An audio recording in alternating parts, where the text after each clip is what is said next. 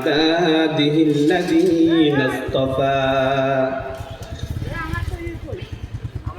أما بعد فقد قال الله تعالى في كلامه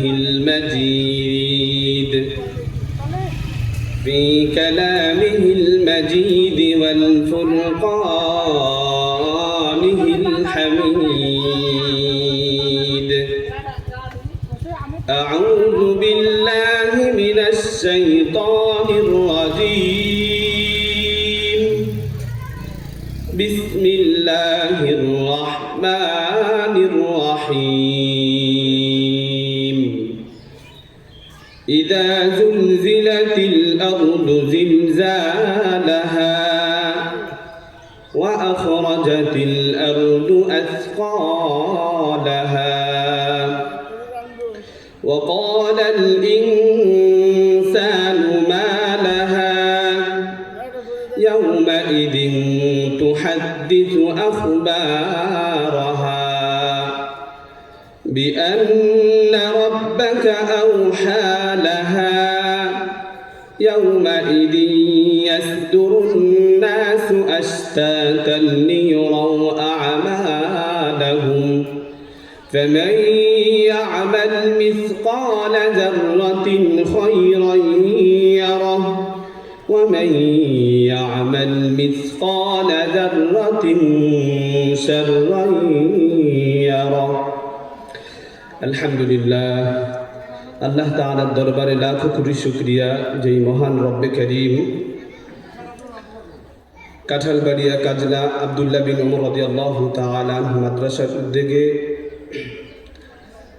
মাহফিলে বসে এবং দু একটি কথা বলা শোনা এবং বলার তৌফিক দিয়েছে, সেই জন্য মহান রব্বে করিমের দরবারে লাখো কোটি শুকরিয়া। আলহামদুলিল্লাহ।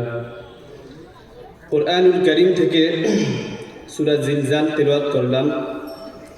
আল্লাহ তাআলা এই সূরা নাজিল করার অন্যতম কারণ হলো মুমিনদেরকে অবগত করা। মুমিনদেরকে কি অবগত করে? মুমিনদের অবগত করছেন পরকালীন জীবন এবং কিয়ামত সম্পর্কে। আল্লাহ তাআলা বলেন ইদা জুলজিলাতিল আরদু জিলজালাহা, ইদা যখন, জুলজিলা যখন ধাক্কা দেওয়া হবে, প্রকম্পিত করা হবে, আরদু জিলজালাহা পৃথিবীকে এমন প্রবলভাবে কঠিনভাবে ধাক্কা দেওয়া হবে, আন্দোলিত করা হবে, সেই দিনের কথা আল্লাহ তাআলা বলেন।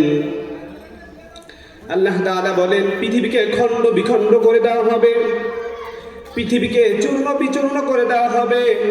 আল্লাহ তাআলা মুমিনদেরকে সেই জন্য বলে ইদা জুলজিলাতিল আরদু জিলজালাহা, সেই দিনকে তোমরা মনে করো যেই দিন শুধু দুনিয়া না, আকাশ জমিন আল্লাহ তাআলা যা কিছু সৃষ্টি করেছে সব কিছুই যেন খণ্ড বিখণ্ড করে দেওয়া হবে।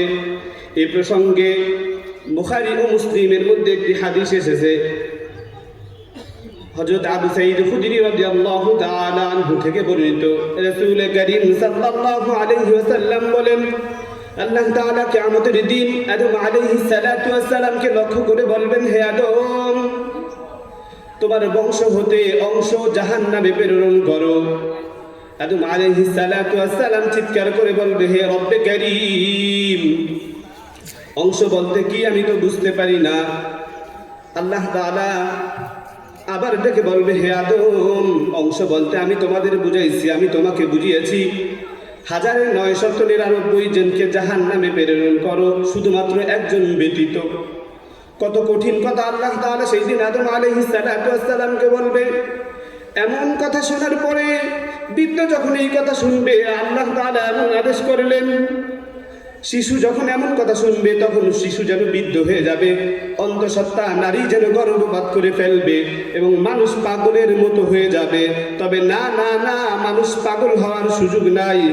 আল্লাহ তাআলার আযাব বড় কঠিন। আল্লাহ তাআলা অন্য এক আয়াতে বলে ইন্না বাতশা রাব্বিকা লাশাদীদ। আল্লাহ তাআলা যেই দিন ধরবে সেই দিন বড় কঠিন হয়ে যাবে। আল্লাহ তাআলার আযাব বড় কঠিন। আল্লাহ তাআলা এই কথা বলে। পরের আয়াতে আল্লাহ তাআলা বলে ওয়া আখরাজাতিল আরদু আসকালাহা, মাটির মধ্যে যা কিছু আছে সে যেন সেদিন সেই সব কিছু উপরে ফেলে দিবে। মুফাসসির কিরামগণ বলেন এখানে মানুষ কি বুঝাইছে, আল্লাহ তাআলা কি বুঝাইলো? মাটির মধ্যে বলতে শুধু মানুষকেই সে বের করে ক্ষান্ত হবেন না, মানুষের আমল নামা এবং যাবতীয় যা কিছু আছে সব কিছু যেন সেই দিন সে বের করে দিবে মাটি। শুধু মানুষ নয়, মানুষের আচার ব্যবহার কর্মকাণ্ড সব কিছুই যেন বের করে দিবে। শুধু তাই নয়, তার মধ্যে যত স্বর্ণ অলংকার এবং সম্পদ আছে সব কিছুই যেন সে বের করে দিবে। এরপরে সেই দিন মানুষ চিৎকার করে বলবে ওয়াকালাল ইনসানু মা লাহা। মানুষ সেদিন চিৎকার করে বলবে ওয়াকালাল ইনসানু মা লাহা, হ্যাঁ এর কি হলো, এই মাটির কি হলো, এই মাটি কেন এমন করছে, মাটি সব কিছু তার মধ্য থেকে কেন বের করে দিচ্ছে? আল্লাহ তাআলা সেই দিনকে তাকে অনুমতি দিবে, সেই জন্যই সে সব কিছু বের করে দিবে। এরপরে কি বলে, ইয়াউমাইদিন তুহাদ্দিসু আখবারাহা। সেদিন মাটি তার বৃত্তান্ত বর্ণনা করবে। বৃত্তান্ত বলতে এখানে বুঝিয়েছে মানুষ যত রকম অপকর্ম করে, যা কিছু করে, কিয়ামতের দিন আল্লাহ তাআলার দরবারে এই মাটি তার বিরুদ্ধে সব বলে দিবে। যদি কেউ ভালো কাজ করে সেটাও বলে দিবে, এবং কেউ যদি মন্দ কাজ করে সেটাও সেদিন সে আল্লাহ তাআলার কাছে বলে দিবে। এরপর আল্লাহ তাআলা বলে বিআন্না রাব্বাকা আওহা লাহা। মাটি সেই দিন বলে দেওয়ার কারণ কি? সেই দিন বলে দেওয়ার কারণ আল্লাহ তাআলা তাকে আদেশ দিবে, মাটি তুমি আজকে বলে দাও তোমার উপরে কি কি করা হয়েছিল। আল্লাহু আকবার। এরপরে আল্লাহ তাআলা পরের আয়াতে কি বলে? আল্লাহ তাআলা বলে ইয়াউমাইদি ইয়াসদুরুন নাসু আশতাতাল লিয়ুরাউ আমালাহুম। সেদিন মানুষ দলে দলে প্রকাশ করবে, সেদিন মানুষ দলে দলে আত্মপ্রকাশ করবে, লিয়ুরাউ আমালাহুম, এবং